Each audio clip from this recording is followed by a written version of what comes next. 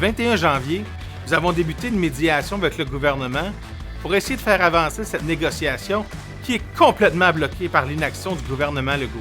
Bien que ce soit une exigence dans la loi, entre autres pour obtenir le droit de grève, nous avons cru que l'arrivée d'une personne indépendante nous aurait permis d'éviter le recours à ce moyen de pression qui a des impacts majeurs sur nos vies professionnelles. Mais à quelques jours de l'échéance de cette médiation, force est de constater que les propositions du gouvernement ne sont toujours pas à la hauteur de ce que vous méritez.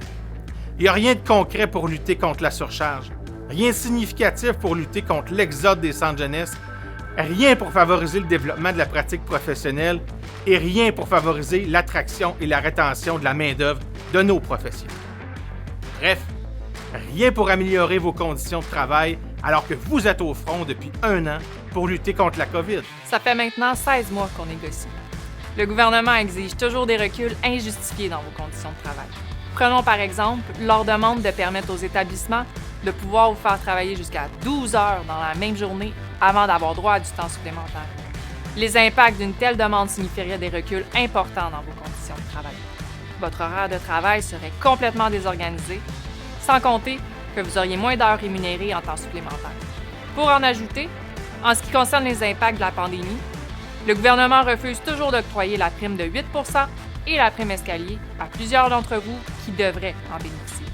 Les enjeux majeurs de cette négociation sont l'attraction et la rétention du personnel dans le réseau. Difficile de comprendre comment le gouvernement compte régler ces enjeux avec ce genre de solution et ce manque de reconnaissance. Étant donné tout ce qu'on vient de vous dire, le gouvernement ne nous donne pas le choix. Au cours des prochaines semaines, vous serez convoqués en Assemblée générale spéciale pour vous prononcer sur un mandat de grève d'au plus 10 jours. C'est pas de gaieté de cœur que nous devons recourir à ce moyen de pression-là, mais le gouvernement ne nous donne pas le choix.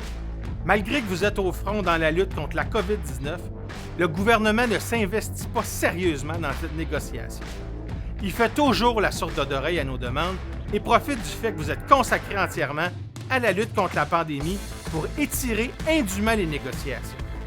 Vous reconnaître à votre juste valeur ne semble pas du tout être une priorité pour lui. M. Legault n'aura que lui à blâmer. Vous êtes tanné qu'on vous ignore? Qu'on rit de vous autres? Nous autres, on en a soupé des merci du premier ministre. Il faut que ça change. Le moyen est clair. Lors de votre Assemblée générale spéciale, donnez-vous le moyen de vous faire entendre. Votez massivement pour la grève.